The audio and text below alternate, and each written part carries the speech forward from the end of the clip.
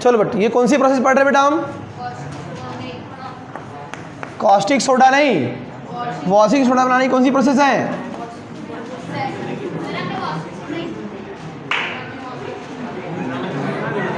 क्या? सॉल्वे और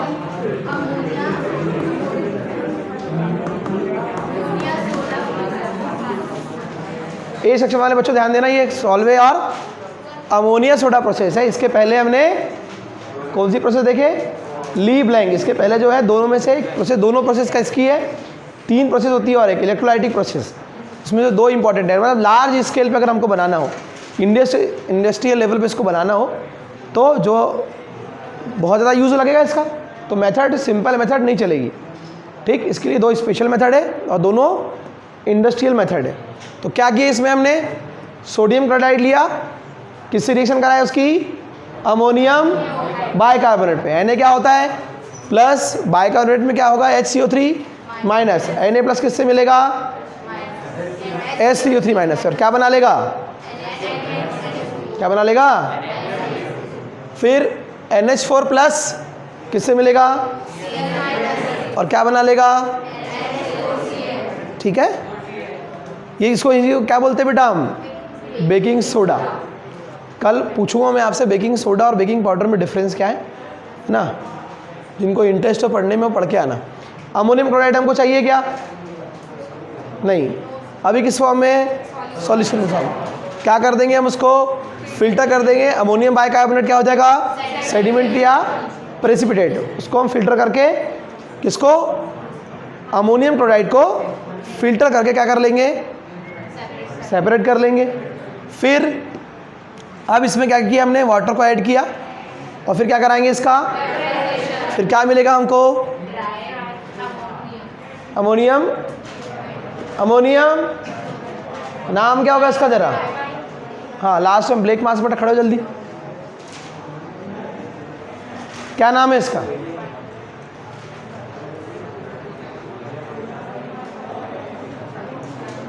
दस बार इसको ना 10 क्लास में पढ़े हो, छोटी क्लासेस में पढ़े हो, 10 बार इसको रिपीट करिए हमने, उसके बाद नहीं बन रहा है। क्या नाम है इसका? सोडियम बाइकार्बोनेट या सोडियम हाइड्रोजन कार्बोनेट। इसी को क्या बोलते हैं? ठीक है, किस में कन्वर्ट हो जाएगा ये? सोडियम कार्बोनेट और वाटर एंड फिर क्या कराएंगे उसको? उसमें वाटर ऐड करेंगे। अब उसके पास में NH2O के वाटर के मॉलिक्यूल हो गए। फिर क्या कराएंगे लास्ट में इसको? तो कितने मॉलिक्यूल्स रहेंगे उसके पास? ठीक, बाकी वाटर के मॉलिक्यूल्स इवेपोरेट हो जाएंगे और फाइनली हमको क्या मिल जाएगा? Washing soda. ठीक, इसके बाद क्या लिखा है देखो नोट्स में? वॉशिंग सोडा के एप्लीकेशंस। ठीक है, फर्स्ट एप्लीकेशन क्या लिखे बेटा नोट्स में आपने? बताइए। इट इज़ यूज फॉर, ठीक, तो कॉमन है, सबको पता है। सेकंड यूज क्या है?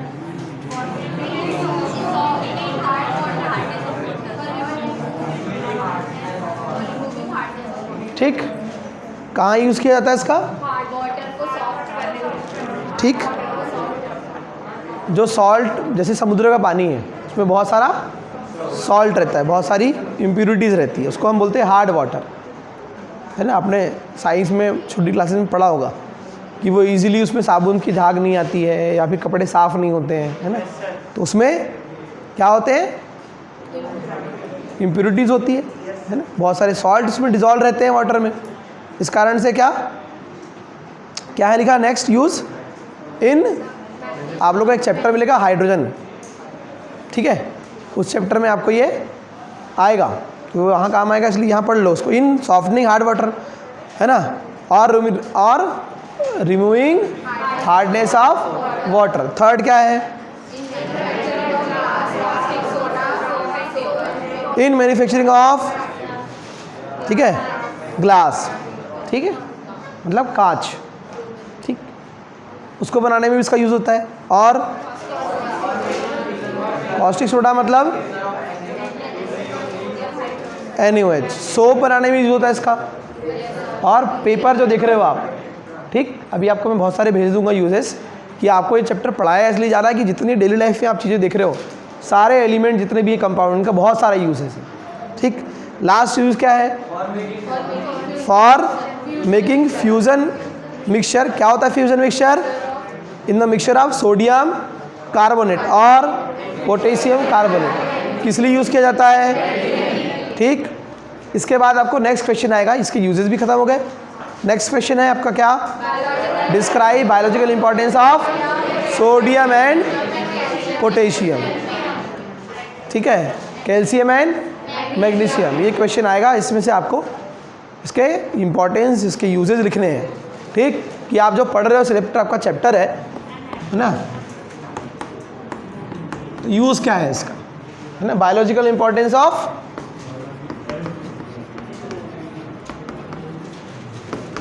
इंपॉर्टेंस तो बहुत सारे हैं, लेकिन आपको क्या पढ़ना है? ऑफ सोडियम, है ना, पोटेशियम,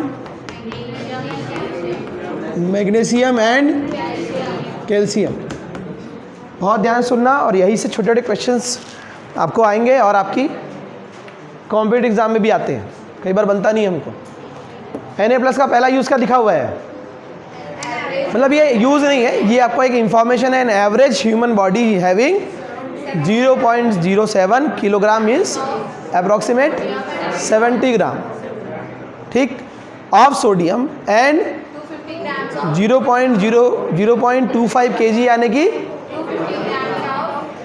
ठीक। तो हम जो भी डाइट लेते हैं, जो फूड लेते हैं, इंटेक करते हैं, उसमें हमको ये सोडियम और पोटेशियम डाइट में हम लेते हैं। सोडियम भी हम देखेंगे आगे, बहुत सारे इंपॉर्टेंस है इसके। तो लगभग इतना पोटेशियम हमारे बॉडी में प्रेजेंट रहता है। नेक्स्ट क्या है बेटा?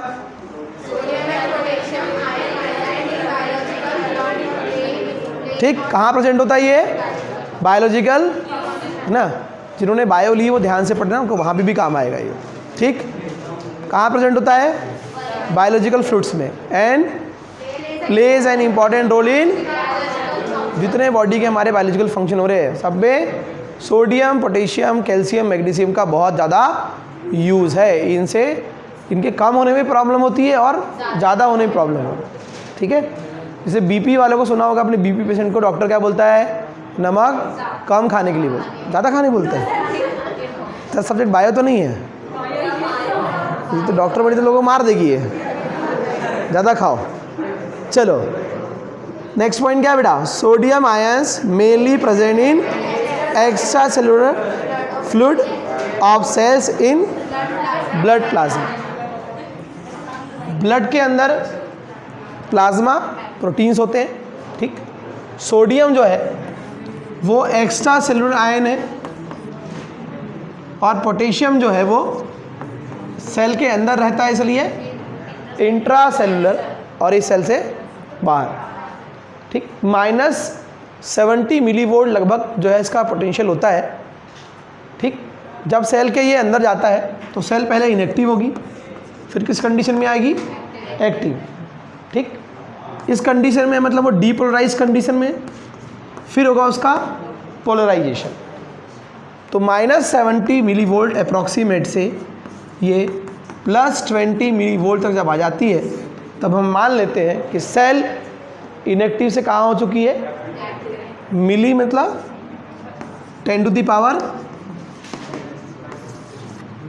ठीक, इतना कम, ठीक है। रेस्टिंग पोटेंशियल सेल का इतना होता है। जब सोडियम सेल के अंदर जाएगा, पोटेशियम सेल से बाहर आएगा, ठीक। तो सेल इनएक्टिव से क्या होगी? एक्टिव स्टेट में आएगी, ठीक है। इनएक्टिव वाली कंडीशन को डीपोलराइज कंडीशन कहते हैं। जब सोडियम अंदर चले जाएगा, पोटेशियम बाहर आ जाएगा, उसे हम कहते हैं पोलराइजेशन। फिर बार बार ये प्रोसेस होती रहती है, डीपोलराइजेशन, पोलराइजेशन, वापस फिर से पोलराइज होना, रीपोलराइजेशन। क्लियर है?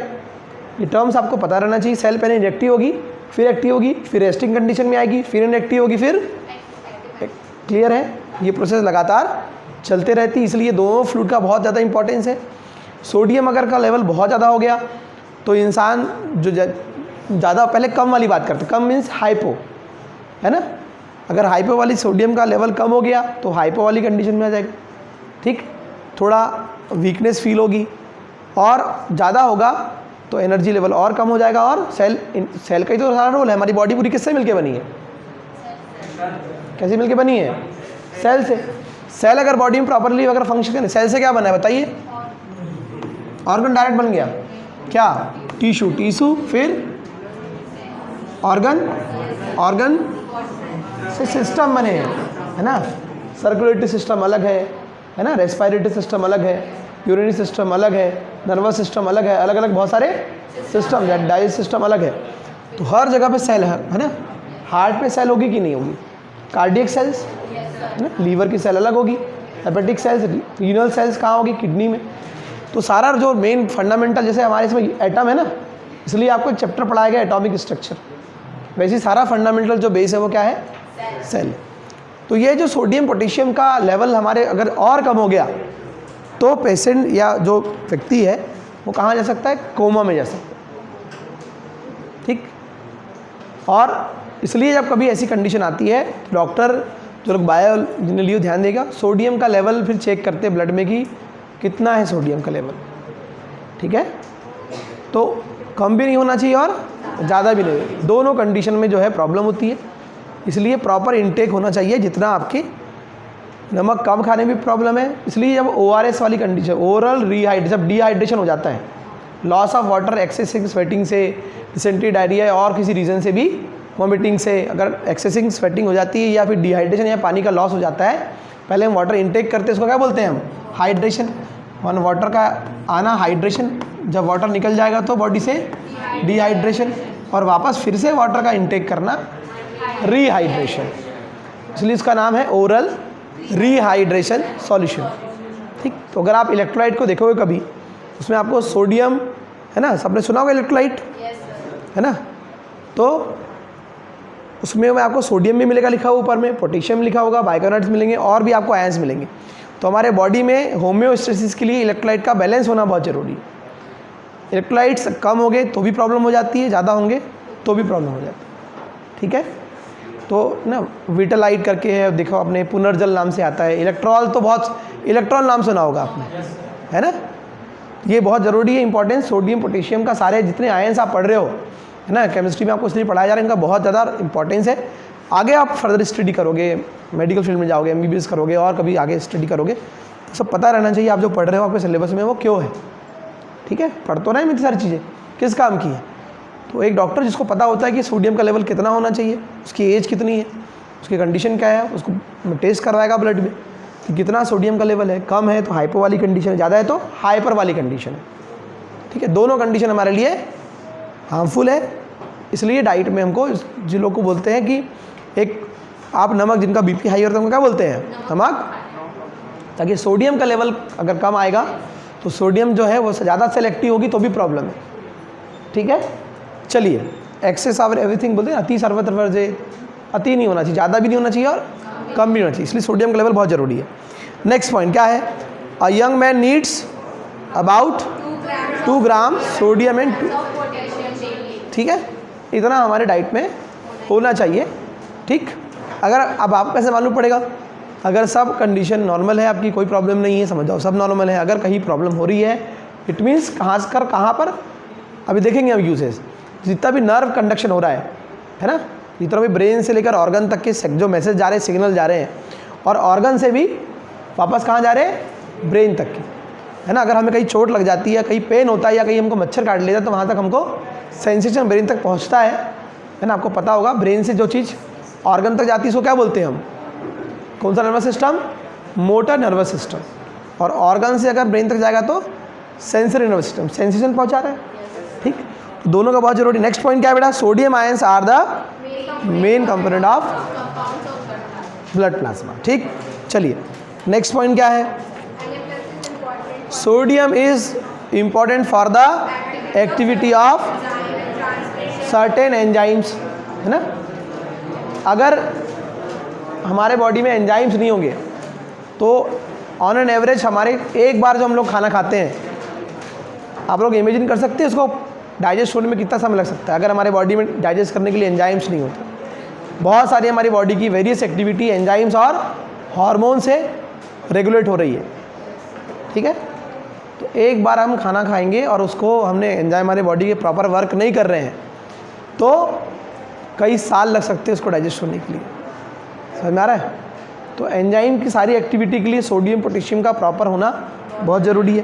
तो क्या करते हैं, है ना, certain enzymes and transmission of nerve signals. ठीक, जितना भी आप समझ पा रहे हो, सुन पा रहे हो, जो भी काम आप कर पा रहे हो वो इसलिए हो पा रहा है कि हमारा ब्रेन काम कर रहा है। ठीक है, तो सारा नर्व इम्पल्स कंडक्शन जो हो रहा है वो सोडियम और पोटेशियम के ट्रांसमिशन से हो रहा है। ठीक है, सोडियम सेल के एक्स्ट्रा सेलुलर आयन है, सेल के अंदर जाएगा, पोटेशियम सेल से बाहर आएगा। नेक्स्ट क्या लिखा है बेटा उसके आगे, and in control of water flow to both side of cell membrane. Cell के अंदर वाटर का आना और सेल के अंदर डिहाइड्रेट हो जाना। गर्मी का समय आ रहा है, अभी देखना आपको गला सूखता है आपका, है ना, बहुत ज़्यादा डिहाइड्रेट हो जाए तो हमें वीकनेस लगने लगती है ना, थकान लगने लगती है, बहुत ज़्यादा प्रॉब्लम होने लगती है। तो इसलिए अब वाटर का बहुत बड़ा रोल है। नेक्स्ट पॉइंट क्या है, sodium ions also regulate transportation of sugar and amino acids. ठीक है, ठीक, क्लियर है। तो जितना भी शुगर हमको जो डाइट में हम लोग लेते हैं, ग्लूकोज से हमको एनर्जी चाहिए ना, तो कार्बोहाइड्रेट में ग्लूकोज है, उससे हमको क्या मिलती है, एनर्जी। किस फॉर्म में मिलती है बताओ मोहित?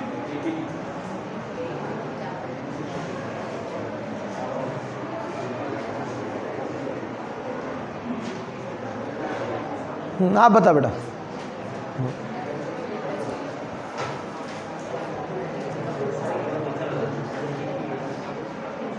Speak loudly. सब लिखा है बेटा, उसका नोट्स में लिखे, इसका नहीं बता सकते। बताओ मिश्रा जी, और 10th क्लास तक सब पढ़े हो।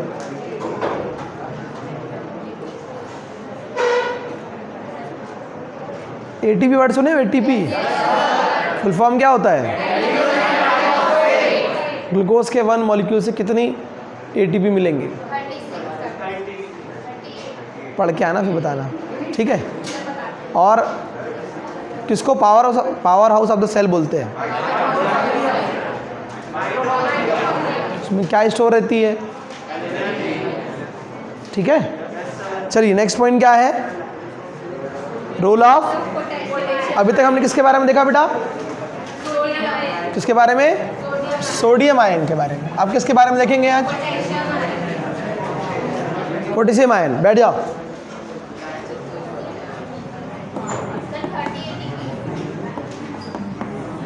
क्या लिखा है first point? It also acts with many enzyme. Second point, it also plays an important role in synthesis of ATP, है ना। ठीक है, किसका ऑक्सीडेशन कराएगा? ग्लूकोज का। उससे क्या मिलेगी? ठीक, इसलिए सोडियम पोटेशियम का बहुत इंपॉर्टेंट रोल है। ठीक, फॉर प्रोटीन सिंथेसिस ऑल्सो।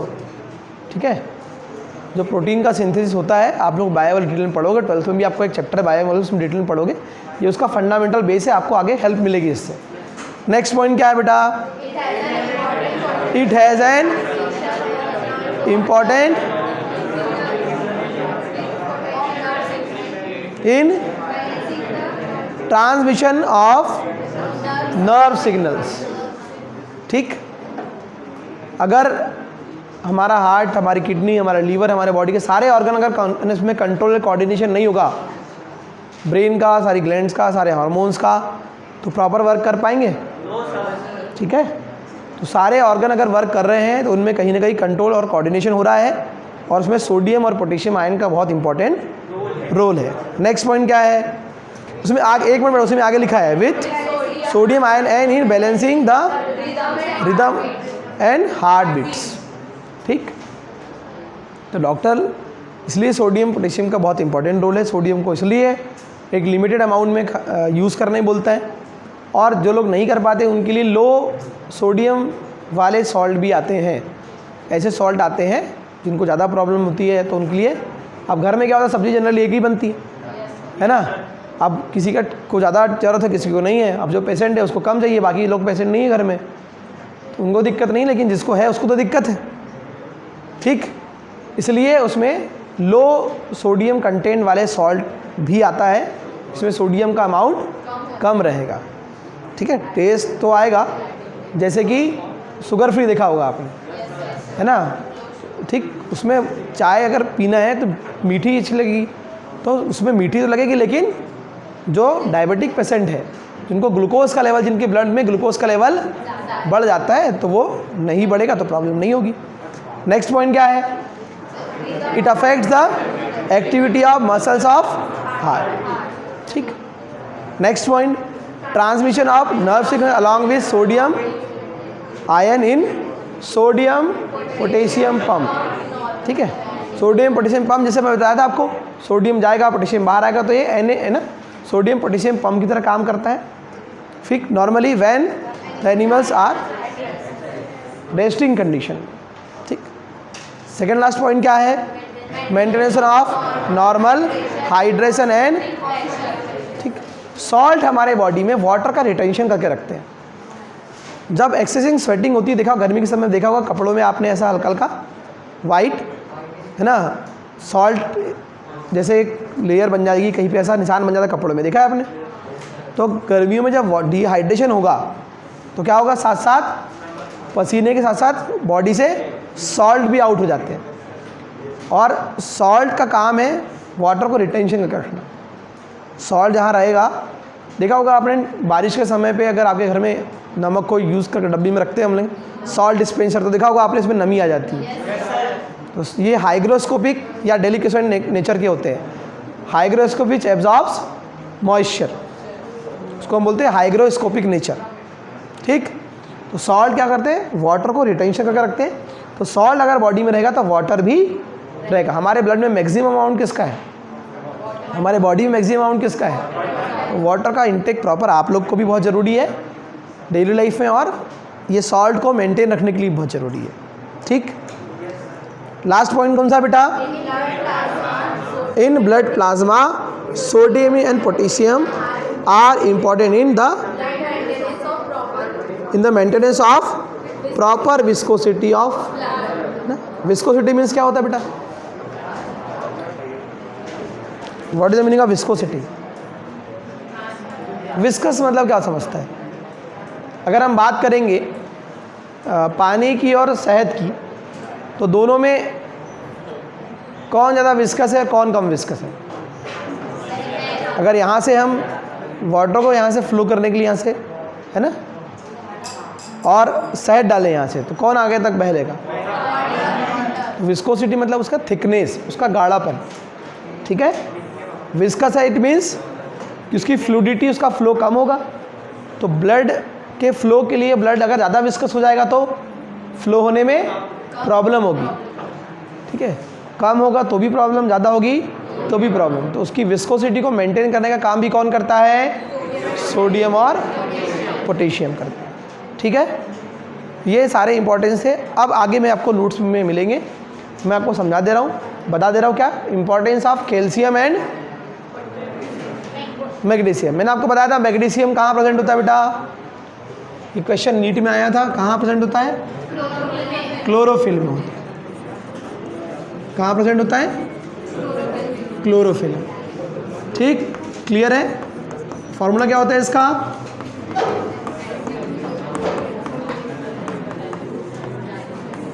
ठीक, ध्यान रहेगा। चलिए, जैसे आयरन हमारे ब्लड में कहाँ होता है? हीमोग्लोबिन में। Haem plus globulin protein is called haemoglobin. ठीक है, चलिए तो कुछ आगे वाले लिख लीजिए, हेडिंग लिखो।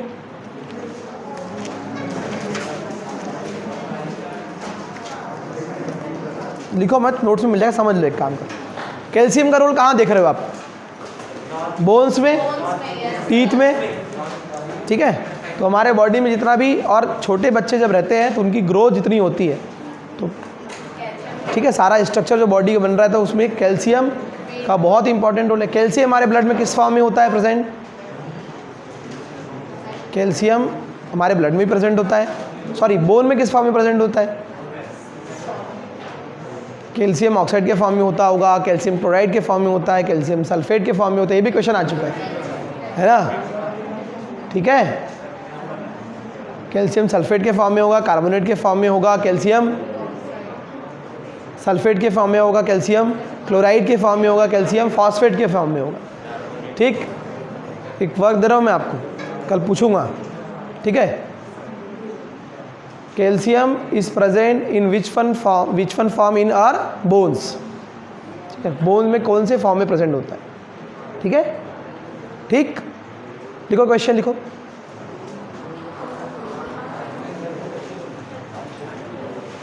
In which one form calcium is present in our bones? First option calcium chloride, second option calcium carbonate, third option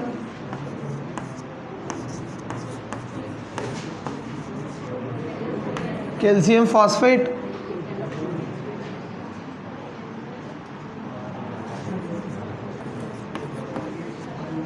fourth option is, ये भी क्वेश्चन आ चुका है ना। In which one form calcium is present in our bones, in which one form, ऐसा भी लिख सकते हो। ठीक है, और in which one form calcium is present in our bones. ठीक है, एक क्वेश्चन मैंने बताया आपको, in chlorophyll which one metal is present, magnesium, second option manganese, third option molybdenum, fourth option iron. ठीक है, ठीक, तो ऐसे 1 मार्क्स से क्वेश्चन आते हैं, आपके एग्जाम में भी आएंगे और कॉम्पिटिटिव एग्जाम में भी आते हैं। ठीक है, कि क्लोरोफिल में कौन सा एलिमेंट प्रेजेंट होता है, तो आंसर क्या होगा, कि ये क्वेश्चन मैंने आपको दिया, वो कल पता कर लेना, गूगल कर लेना, आंसर मिल जाएगा आपको। ठीक है, ये क्वेश्चन भी आ चुका है। ठीक, ऐसे छोटे छोटे क्वेश्चन यहाँ से आते हैं, बहुत इजी क्वेश्चन रहते हैं, ये स्कोरिंग क्वेश्चन रहते हैं, जिनको तैयारी करना होगा वो लोग ध्यान देंगे, और नहीं भी करना तो आपके एग्जाम में भी आएंगे। ठीक है बेटा, चलो, और कहाँ जरूरी, आप लोग सुबह टूथपेस्ट सब लोग ऑलमोस्ट यूज़ करते होंगे, है ना। तो कैल्शियम कार्बोनेट जो है टूथपेस्ट में, कैल्शियम का कार्बोनेट फॉर्म जो है उसका यूज़ किया जाता है, बिकॉज इसमें एब्रेसिव एक्शन होता है ना। जो स्टेन्स या जो भी खाने का जो फूड पार्टिकल्स अगर यहाँ है, और बैक्टीरिया अगर ग्रोथ कर लेते हैं, तो वो टीथ में जो है उससे हमको रिमूव करना है। तो उसके लिए किल नहीं करना बेटा, रिमूव करना है, साफ करना है। ठीक है।